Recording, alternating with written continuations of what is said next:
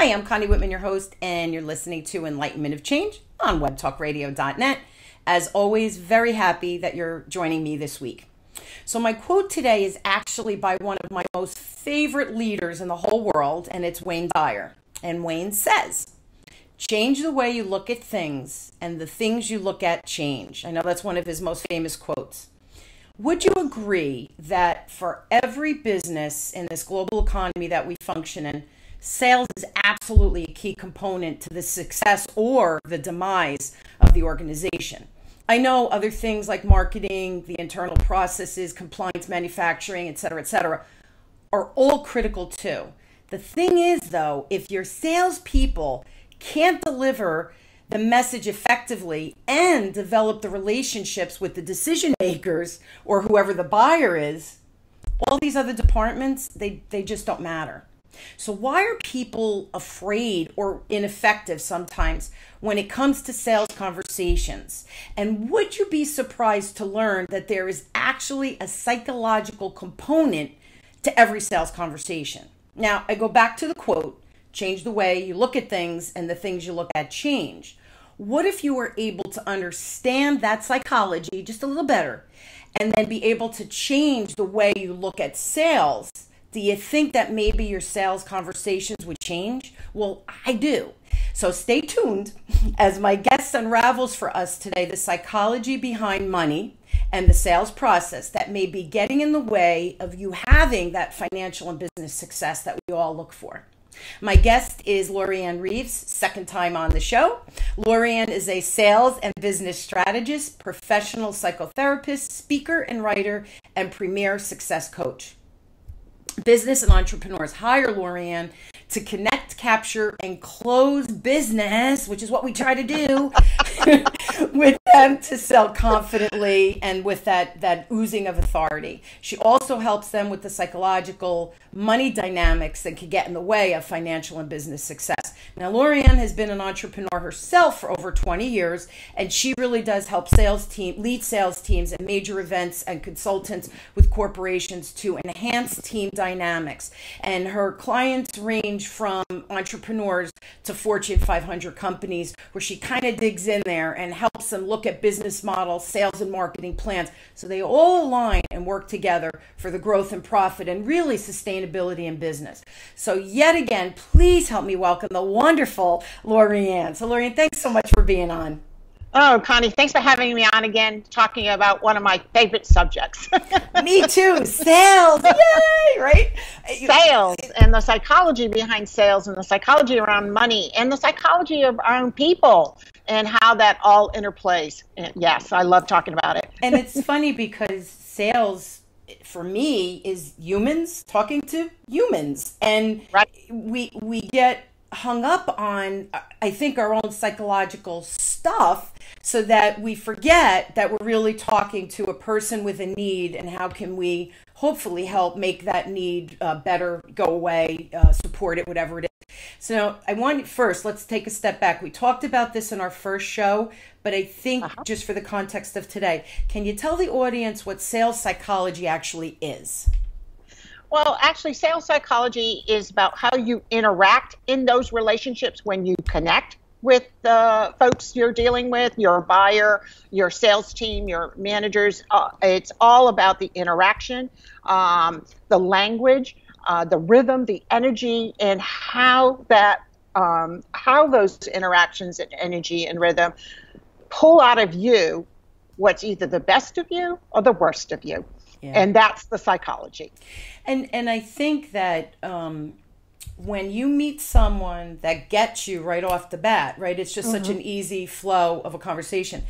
Right. When it's a little bit, the person is maybe opposite of our style and how we communicate, fear, I think, creeps in. Fear is the number one factor, because first of all, even as a culture, we don't have a healthy culture around money. We don't talk about it. It's secretive. We don't tell our spouses what we buy. We say, oh, no, that's not new. Corporations don't talk about raises. You're not supposed to talk about how much you make, even though you're sitting in the same position as someone else. So there's a secretive psychology around money that overlays everything around sales and sales psychology. Yeah, it really is all the same topic, right? Because it's money. Where do you mostly see this showing up in someone's business? Sometimes examples help the listeners go, oh, that's me. Right. Yes. So if you hear yourself knowing that you need to follow up and say, I just don't want to bother anyone, that's a red flag for you're not feeling good inside about yourself. Maybe it's most people in sales and most people entrepreneurs sound very confident. You see that on Facebook and Instagram, and when they give their 60-second when they get up at a networking event. But if you're hearing flags like, I don't want to bother anyone, it's 2 weeks, you should have followed up 2 days ago, you put off looking for new business, anything like that lets me know internally it's probably a self-worth issue. You are not believing in yourself at a deep core level, and that's a psychological issue that's showing up in the sales process. You know what's funny is whenever I took this networking class last Christmas, and it was about a 10-week class, and it was an online, so we Zoomed and we got to see everybody, and everybody was struggling with getting out there and telling their story. And I remember because I sat quietly, right? And I remember in one of the meetings I said to the facilitator who was our coach, and I said, can I just interject? He's like, sure. And I said, I'm listening to everyone, and I totally understand. You're also passionate about what you're creating. You're having a conversation with someone else who potentially might need it. And if they don't, they might know somebody who does. Right. It's a conversation. And I said, you're getting hung up on the word sales, and sales is nothing more than really good, deep conversation. So I think we put our own barriers because of our fear of it's sales. Right. And then it's got a bad word. It's got a bad rep. It absolutely does. Bad rep, and then in the greater industry, we see a lot of people not using that word. They may use client enrollment or something else. And what happens is we actually take away from the fundamental piece around business. When you open a business, it's there to make money. And I tell my clients all the time, no sales, no money, no business. But psychologically, you overlay everything, and humans do it all the time, and they overlay almost always on the negative, unless you train yourself not to do that, and you are really clear on who you are as a person, and you know when a block comes in, you recognize it. So that's how you get around it, when you are so clear, knowing yourself, that you can overcome or call out loud, say, you know what, I should have called you 2 weeks ago. I apologize. That's on me. Where can we pick that up? It's that easy to regroup when something gets in the way for you. And I think people know their business, whatever that is. So then they say, well, I'm not a salesperson. And for me, if you're passionate about your topic, then to sell it to me, because I've been in sales for 35 years, I think that passion, it ignites the relationship. And I think it allows people to see who you really are, because you're so passionate and you come alive when you talk about whatever the topic is. I totally agree, Connie. And I think the thing, you'll see that, and then what you'll see is not say to that person or that company, what's the next step for us to take that further? It's that simple. And people think if they hear the passion from you, they'll automatically buy, but you really have to ask. You have to ask people. And it doesn't mean buy my crap. It means, what's the next step for us to just go to the next level? Do I need to talk to a higher manager? Do we need to have a group meeting? Do you want to hear more about my services? All of those are easy questions in the context of selling, but somehow people don't view that as easy. Yeah, and I do. I think it goes back to our own self-worth issues. It goes back to fear. Fear is very strong. It's a strong motivator. It's a strong demotivator to say, oh, I'm not going to make that call today. I'm not having a good day, or whatever it is.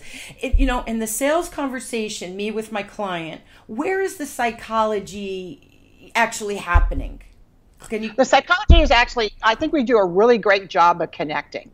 When I talk about connection, capture, close, I think we're great at connecting. We love people, or, most of us, at least in the business context, are somewhat outgoing, passionate, like you said. And 90% of us do that piece great. But what happens sometimes when you don't take it to capture and close, you become a professional friend and no one's going to buy from you because they just think you give advice or you're passionate. So the psychology comes when you go from connection to capture. And then when it goes from capture to close, it escalates, meaning there's more psychology involved. Any business under, I'll say 3 million, 5 million, because you're still interacting with a lot of principles at that point. You don't have a lot of layers. It's all about the human psychology and interaction with yourself and whoever you have to speak to.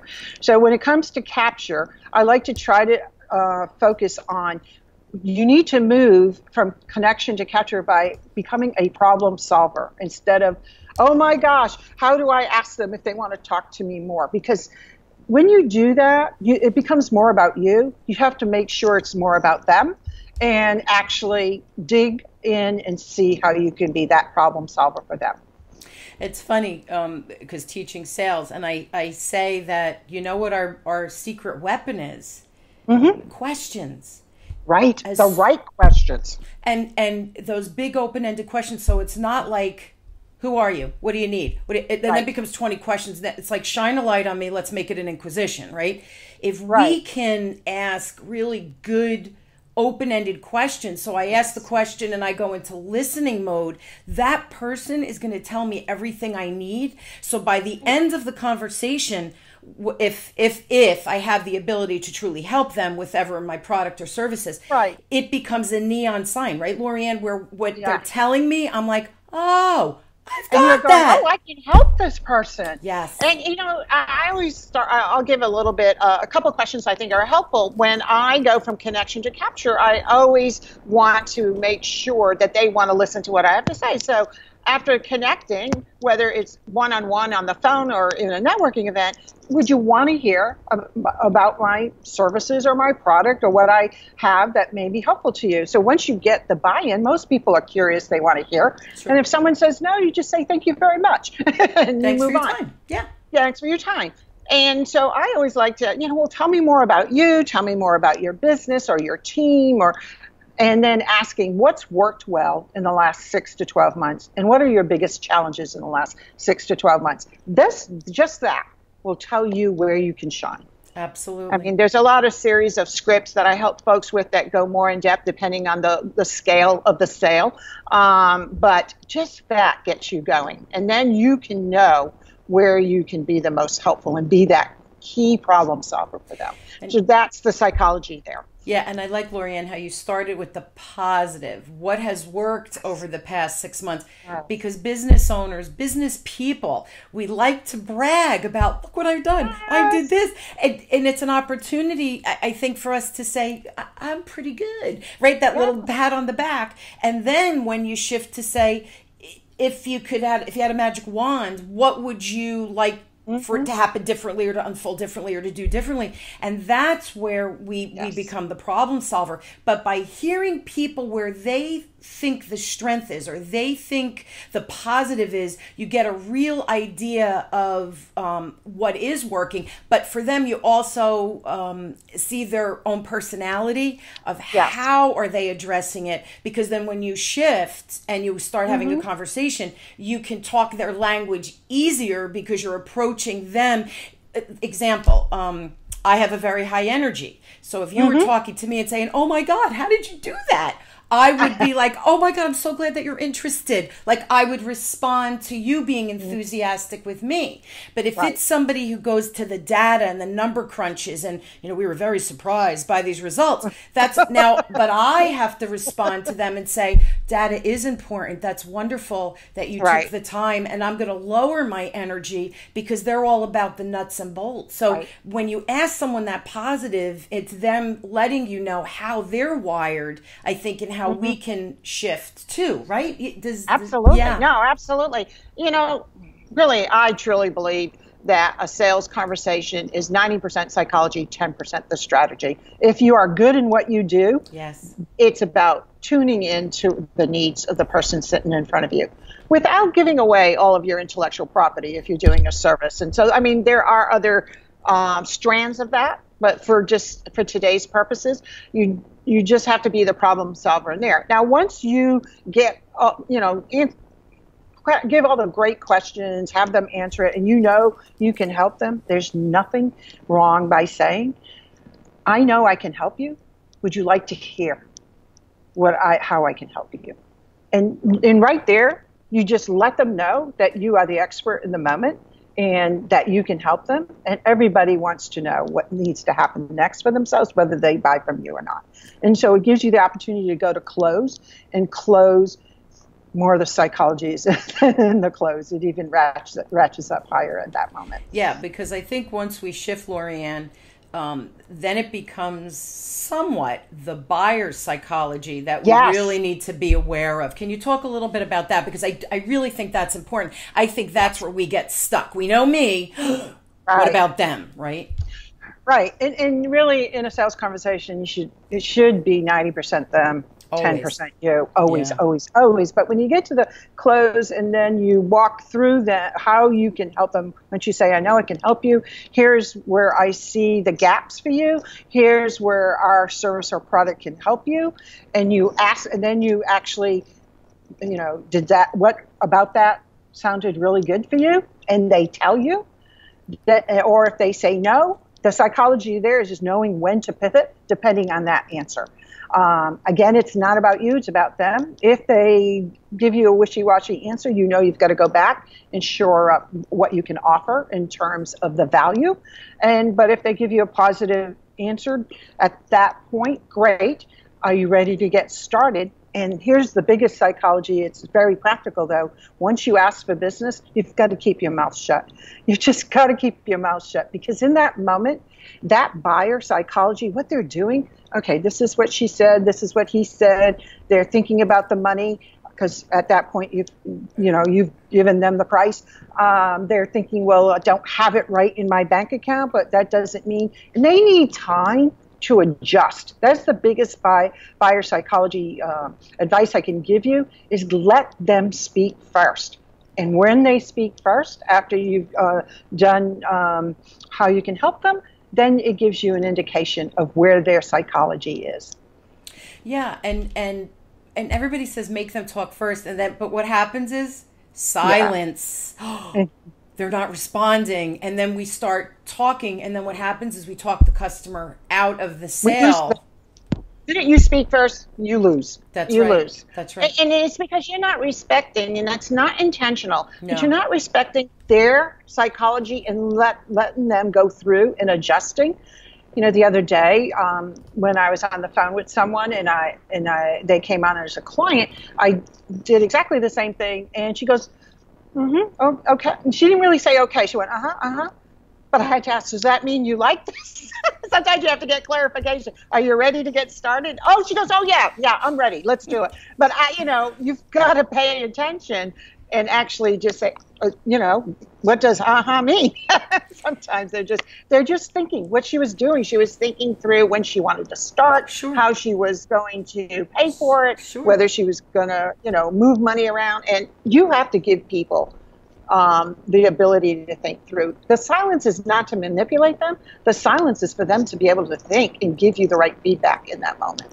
And it's interesting. I always say, when I teach the sales process, right, I always say, you're done. You know where you are. They don't. Can you just give them a chance to catch up to you, to say, oh, you're done with your solution. Does that work for me? Do I have questions? How am I going to pay for this? Wow, we have other initiatives. Can we fit this in? But that's all going on. You have to give them the opportunity to catch up to where you are, because you're leading the process. Hopefully you're leading the process. But at the end, we have to allow them the opportunity to catch up. The other thing I think that, and tell me if you found this to be true with your clients, we do not watch body language. So Somebody who's going into contemplation where they're thinking about it, their body language is one that's contemplating. It's not one of cross my arms and become defensive. So but just watch body language and you'll almost see, if you pay attention, the wheels in their mind thinking, right, Lorianne, to catch up to where we are in the process. And do you find that to be the case with your clients? Absolutely. So what will happen is if you're in the room, you will see someone kind of bring their eyes up to their brain because they're actually thinking. They're actually thinking. And so, and you have to kind of see if their shoulders are relaxing or they're tensing, and just kind of watch all of that. And then when they start speaking, the body language is going to start matching what they're coming out with, and just put those two together so you can then respond in a way that makes them comfortable to move forward with you. Yeah, and it's interesting that you say that. Is their shoulders comfortable, or do they become like, ugh? And it was funny, whenever I see a client get a little tense, I'll say to them, okay, I just saw a shift in your body language. Yeah. Just please tell me what's going on, because I can't help if I don't fully understand. And people will say to me, you noticed that? And I say, well, I did, because I always want you to be comfortable with me. Yeah. And I want you to be certainly candid. And if I did not clearly explain something, I want to make that right. And what they'll often say is, we have this other initiative. We're looking from a time standpoint, but also, of course, budget, because it always comes down to money. And I always say to people, listen to me. If you believe that I have the answers, or I can help you make it through whatever, navigate this muddied water, whatever it is. If budget becomes an issue, we just do this much instead of this much. Right. There's always compromise, because the budget is real, right? If you have all these initiatives, how many times can we pull people out for training, or how many times can we bring people in for coaching, right? We have to run the business. So let's talk about those actual real boundaries, and how can we work around that? And usually there's hard boundaries in place. They don't understand, how can I work beyond this? But when you put the two heads together, you always come up with a solution, and they go, oh, that'll work. Oh, this is good. And then you see them start to get excited, shift their body language and all those things. But you have to watch the body language and really be in listening mode. And Lorianne, talk about that for a second. We really are not good listeners. We're terrible listeners, because if you were really good, you could even hear them tense their shoulders over the phone. Yes. And because there's just, your ears will perk. I mean, I probably close half my business in person and half over the phone. And when I pause and wait for them to speak, you can actually hear body language. And once they start speaking, say, I kind of felt like you were tensing. And they'll go, oh my gosh, how did you hear that over the phone? But there are some really clues if you are a really great listener. And most people are thinking, I got to get the sale. In that moment, they're thinking about themselves, their own psychology, their own fear about not closing the deal. And so they have shifted out of being the problem solver and being helpful for that person to move forward. It's always about movement. I teach a lot about that in business and sales. You want to move people, you want to move money. It's all around movement. And if we're into ourselves, you can't make a move. You can't make a move. Because you're doing it. You're doing it for self. You're not truly being a problem solver. It's funny. Whatever I teach or coach, whatever it is that I say to people, stop looking at the numbers. And they look at me like, your sales, it's all about the numbers. I said, I'm not saying the numbers aren't important. Of course, that's how we measure whether we were successful, what percentage we're closing on, whatever it is, right? Numbers speak the truth. But if you're thinking about your quotas or your numbers, or that review you're going to get, or am I going to be able to pay my bills? You're not listening to the client. You're not going to do what's best for them. You've lost the sale. So the less we think about the numbers and quotas and my own personal budget, and we truly are present for the customer, you become so much more exponentially successful, because you're really doing, whenever you do what's right for the customer, you win. And even, here's the other thing too, Lorianne, I bet you find this, maybe now isn't the right time for you. And you say timing is everything in a business. So then you say, let's reconvene. Can I follow up in 3 months? Let's Right. see what shifts. But now I'm building a further relationship with you over that period of time. So when the timing or the budget or the initiatives Right. slow down, you're in a position to move forward. So I want to ask you, what, we're told relationship, build the relationship. I teach that too. What's the psychology around taking the time to really build that relationship? Well, you'll know that person's at a deeper level. You'll also know their needs at that company, that team at a deeper level, and you'll anticipate quicker than they will what their next need is, and you will be with that company, with that person for a much longer time. So that's why going back to the listening and understanding if a potential client or customer says something to you and it doesn't match with what you were just talking about with them, that there's a disconnect. Right then, that's a red flag to let you know from a relationship psychology standpoint that they didn't connect with what you just said. So there's all these little things that you can watch for in the relationship and making sure that what they're saying is matching what was just said before. Because again, it's about movement. If you get a disconnect, you've just stopped. You have to take responsibility for it because you are the one in your leadership position about closing that business. So you have to kind of come around and ask about that in some way. That's what's really important.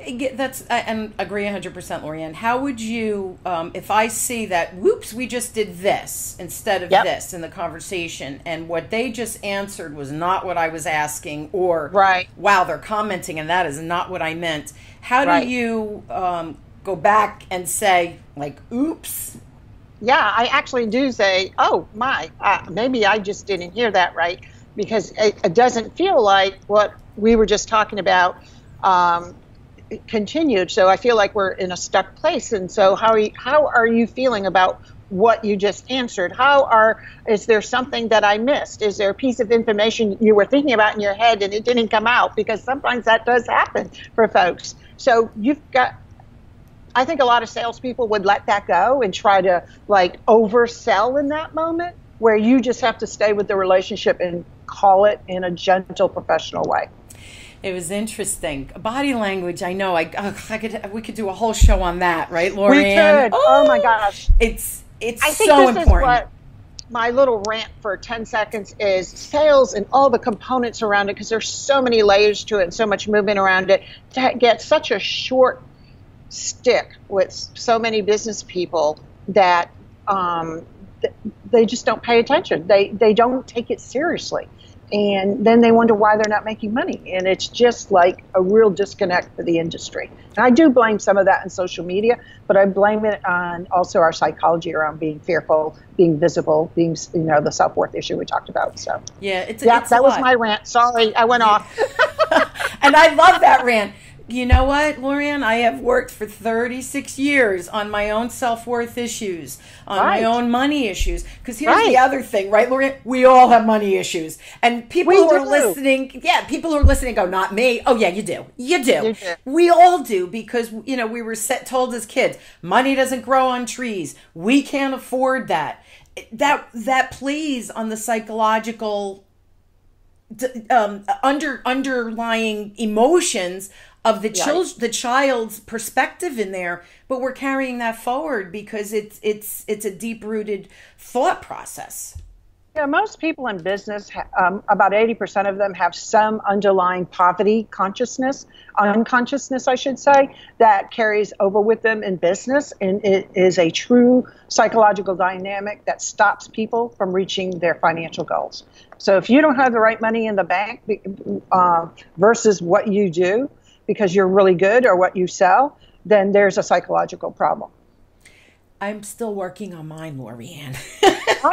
I just talked to someone the other day about doing this 5-day deep dive in February, because even though I have this background, I always know for the next level, you've got to do the next thing. So I always tell people new level, new devil to deal with when it comes to money and sales.